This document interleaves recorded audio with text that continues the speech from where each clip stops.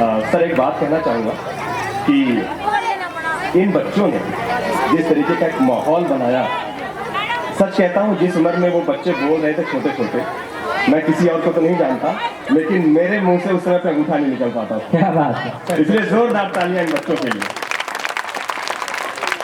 और आज मैं यहाँ से एक सीख लेके जा रहा हूँ। मैं घनश्याम जी जब आप यहाँ पे गया था तब भी यही देखा था मैंने, हर विद्यालय में ऐसा नहीं मिलता। हर विद्यालय में कविताओं का इस तरह से, साहित्य का महत्व इस तरह से नहीं दिखता कि बच्चा बच्चा इस तरीके से याद करे। तो मैं यहाँ से सीख के जा रहा हूँ कि ये जो शुरुआत में कवियों के लिए श्रद्धांजलि है, ये जो तर्पण है, चाहे दुष्यंत कुमार जी, रामधारी सिंह दिनकर, सुभद्रा कुमारी चौहान, गोपाल दास नीरज, इन सब की रचनाएं यहाँ पर पढ़ी गई। सच कहता हूँ जब कब सम्मेलन शुरू हो तो 10 ऐसे बच्चे ढूंढे जाने चाहिए और उनके सामने ये पहले शुरुआत होनी चाहिए। ये मंगलाचरण होना चाहिए। कविता का बड़ा महत्व है जीवन में, सब कुछ बदल सकता है। मैं थोड़ी देर में कविता पढ़ूंगा, लेकिन सबसे पहले मैं आपको बता दूं कविता क्यों पढ़ी जानी चाहिए। कविता की क्षमता आपको याद होगी, जिसकी कविता के दम पर एक कोई सुल्तान कहीं पर था और वो जाके नीचे धराशायी हो गया। याद होगा पृथ्वीराज चौहान ने एक बाण मारा था कविता के दम पर, 4 बांस 24 गज अंगुल अष्ट प्रमाण, ता ऊंचे सुल्तान है अब न चूक चौहान। एक कविता ने उस सुल्तान को नीचे गिरा दिया। ये होती है कविता की क्षमता, इसलिए कविता पढ़ी जानी चाहिए, इसलिए कविता रमी रहनी चाहिए आपके भीतर। कविता हमें हमेशा मानवता सिखाती है, कोमलता सिखाती है। एक छोटी सी कहानी सुनाऊं अगर आप सुनना चाहें तो। स्वागत है। एक बार जोरदार तालियों से बताइए कि हाँ सुनना चाहते हैं। ये कहानी याद से आपको कविता के करीब लेके जाएगी। कहानी कुछ ऐसी है कि एक दुराचारी राजा रहता है। वो लगातार अपने राज्य में नरसंहार करा रहा होता है, नरसंहार चल रहा होता है। और उसी बीच में वो क्या करता है कि एक परिवार में से एक लड़की एक बेटी के पिता को उठा के लेके चला जाता है। बच्ची थी, माँ के पास बैठी थी और माँ से बच्ची पूछती है कि मम्मी मेरे पिताजी को वो राजा उठा क्यों लेके गया, मेरे पिताजी को राजा क्यों उठा के लेके गया। माँ रो रही थी। माँ ने कहा कि बेटा तुम्हारे पिता ने उस राजा के खिलाफ एक कविता लिख दी। तो बच्ची ने सोचा कि तो माँ वो भी एक कविता लिख देता, उठाने की क्या जरूरत थी मेरे पापा को, मेरे पिता ने एक कविता लिखी थी उनके विरुद्ध, तो वो भी लिख देता एक कविता। तो उस माँ का जवाब सुनिएगा और उस माँ के जवाब से कविता की कोमलता तक जाइएगा। उस माँ ने कहा कि बेटा अगर वो राजा कविता लिख रहा होता तो ये नरसंहार क्या बात है। वाह वाह वाह वाह वाह। ये होता है कविता का मर्म, इसलिए कविता पढ़ी जानी चाहिए, सुनी जानी चाहिए। और ये तो आज तो मैंने अपने देश की विरासत देखी है।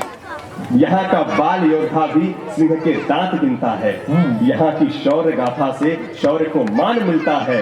शिवाजी भी यहीं के थे, शिवाजी भी यहीं के थे, यही राणा की कहानी है। नहीं ये चंद पन्नों की ये लंबी सी कहानी है। हमारे देश की गाथा विरासत की निशानी है, विरासत की निशानी है। जिस कविता के लिए आप प्रतीक्षा कर रहे हैं, मैं उस कविता की ओर चलता हूँ। भगवान श्री राम का समय बहुत कम है, तो मैं चाहता हूँ कि कविता मैं आपको आराम से सुना दूं। भगवान श्री राम के संघर्षों पर एक कविता है। हम सब नहीं कहिए, आपको जय श्री राम मत कहिए, नहीं कहिए कि वो भगवान थे, बस आप इतना समझ लो कि इंसान थे और उन्होंने जो किया क्या आप हम कर सकेंगे। इस कविता की हर आखिरी पंक्ति में ये सवाल है, उनके जीवन की कहानी से, उनके जीवन की गाथा से, उनके जीवन के समर्पण से एक एक लास्ट में प्रश्न है। उस प्रश्न का अगर जवाब आप खोज लेंगे और जितना पास अपने आप को पाएंगे तो आप समझिएगा कि आप उतने ही त्यागी। क्योंकि देखिए जीवन और आनंद के बीच में ज्ञान का बड़ा महत्व है। हमारे जीवन का लक्ष्य होता है, हम नौकरी कर रहे हैं, हम पढ़ रहे हैं, लिख रहे हैं, लेकिन उसका आखिर क्या, शांति, आनंद।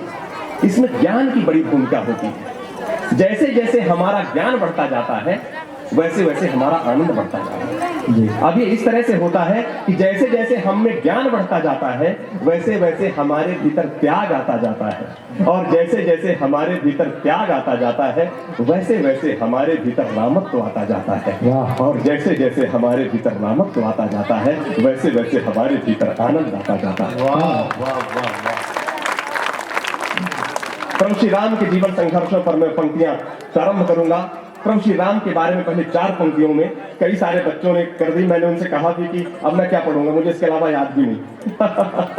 चलिए पंक्तियां शुरू करता हूं कि सहली सारी यातना, सहली सारी यातना पर कर्तव्य सर्वोपरि रखा। नहीं, मुझे यही कहना है, सहली सारी यातना पर कर्तव्य सर्वोपरि रखा, त्यागशील संकल्प को जिस तरह जीवित रखा, बोलो कहां तक टिक सकोगे यदि राम सा संघर्ष हो, यदि राम सा संघर्ष हो। आगे सीखिएगा, कल मुकुट जिस पर साजना था, अब उसे सब कुछ त्यागना था। एक थोड़ी सी कल्पना करिए, यहाँ पर बहुत सारे विद्यार्थी बैठे हुए हैं। आप ये समझिए कि आपका कहीं सिलेक्शन हुआ, आपने शुरू में आप अपना नाम देख लिया, कितनी खुशी हुई, आपने सब कुछ कर लिया, बाद में पता चला कि वहां पे पिता के नाम में अंतर यानी आप वो नहीं है, कैसा महसूस करेंगे? और जो कोई वहां पर राजकुमार राम एक राजा बनने वाला है और अगले ही पल उससे राज छिन जाता है, लेकिन कहते हैं कि उसके चेहरे पे शिकन नहीं आई। कल मुकुट जिस पर साजना था, अब उसे सब कुछ त्यागना था। कल मुकुट जिस पर साजना था, अब उसे सब कुछ त्यागना था। निर्णयों के बंध से एक बालपन का सामना था। वचन भी था थामना, आदेश भी था मानना। वचन भी था थामना, आदेश भी था मानना। इस द्वंद में सोचो स्वयं को, प्रश्न है, इस द्वंद में सोचो स्वयं को, धर्म में तुम रख सकोगे? क्या है? बोलो कहां तक टिक सकोगे यदि राम सा संघर्ष हो, यदि राम सा संघर्ष हो। प्रजा तो बस राम की थी, सबका समर्थन था कि राजकुमार राम ही राजा बनेंगे, पूरी प्रजा चाहती थी। आजकल बहुमत का जमाना है और वहां पर वो एक इशारा करते कि बिल्कुल उनका बन ही जाना था कि राजकुमार राम ही राजा बनेंगे, उनका पूरा परिवार भी चाहता था। लेकिन उनके लिए जो उचित था अपने पिता की, एक मुझे कथा, मैं एक प्रसंग अक्सर कहता हूं जब ये कविता सुनाता हूं, थोड़ा समझिएगा। जब भगवान राम को वनवास होता है और वो बलकल वस्त्र धारण करके वहां से निकलते हैं तो प्रजा रोकने लगती है, उनके रथ के घोड़े छोड़ दिए जाते हैं, कहते नहीं जाने देंगे, नहीं जाने देंगे। उसी समय पे भगवान राम भी सबसे कहते रहते हैं, अरे जाने दीजिए, जाने दीजिए, मुझे ऐसा मत रोकिए, मुझे जाने दीजिए। सब रोकते रहते हैं। वहां पे दूर एक बुजुर्ग खड़ा रहता है, वो बुजुर्ग प्रभु श्री राम के सामने आता है तो भगवान राम को लगता है कि ये भी वही कहेंगे, तो उन्होंने कहा कि हमें जाने दीजिए, हमें मत रोकिए। उस बुजुर्ग ने जो कहा सुनिएगा, उसने कहा, राजकुमार राम मैं तुम्हें रोकने नहीं आया, राजकुमार राम मैं तुम्हें रोकने नहीं आया हूं, मैं तो बस ये देखने आया हूं कि त्यागी पुरुष दिखता कैसा है। क्या बात है?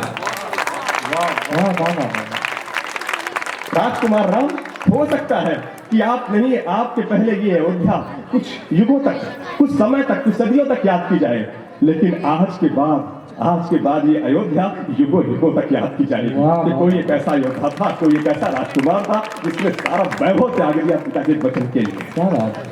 पंक्तियां पढ़ता हूं कि प्रजा तो बस राम की थी, दुनिया उसे तो जप रही थी। प्रजा तो बस राम की थी, दुनिया उसे तो जप रही थी। वचन ही था तोड़ देता, धर्म ही था छोड़ देता, पर नहीं, उन्होंने ऐसा नहीं किया। क्यों? क्योंकि पीढ़ियां क्या सीख लेंगी, राम की चिंता यही थी। क्या बात है? वो छिन रहा एक क्षण में सब कुछ, प्रश्न है, वो छिन रहा एक क्षण में आप कुछ होने वाले हो और अगले क्षण कुछ हो जाए। वो छिन रहा एक क्षण में सब कुछ, सोचो एक क्षण क्या करोगे, बोलो कहां तक टिक सकोगे यदि राम सा संघर्ष हो, यदि राम सा संघर्ष हो। राम के नाम का एक अर्थ और होता है, वो होता है सरल। जहां पर राम की चीज होगी, जहां पर राम की बात होगी, वहां पर आपको सरलता मिल जाएगी। जहां पर सरलता नहीं मिलेगी, बल्कि समझिएगा वहां पर रामत तो नहीं है। केवट जब आगे जाते हैं वहां से, आप सोचिए कि सुबह आपका कोई काम डिस्टर्ब हो जाए, आपका समय पे वेस्ट नहीं मिला, समय से कुछ नहीं पाए, किसी ने थोड़ा बहुत कुछ इधर उधर कर दिया, आपका पूरा दिन कैसा रहता है और पूरा दिन आप किस तरह से गुस्सा उतारते रहते हैं। लेकिन प्रभु श्री राम को देखिए, वहां उसको राज निकाला हो गया है और वहां पर केवट के सामने भी आकर वही मुस्कुराहट, कोई अंतर नहीं। और केवट कहता कि नहीं, केवट न जाने क्या किया था, सौभाग्य जो उसको, मतलब केवट को कहते कि, केवट कहता कि नहीं, जब तक आप पाँव नहीं धुलवाएंगे मैं यहाँ से नहीं जाने दूंगा। और भगवान राम, अरे केवट जाने दो केवट जाने दो। एक इशारा करते तो वहां से नाव तोड़ के बाहर फेंक दी जाती। लेकिन वो जानता था कि किससे याचना कर रहा है, वो जानता था कि राम के सामने याचना कर रहा है, वहां पे कुछ नहीं, वहां तो वात्सल्य भाव होने वाला है। केवट न जाने क्या किया था, केवट न जाने क्या किया था, सौभाग्य जो उसको मिला था।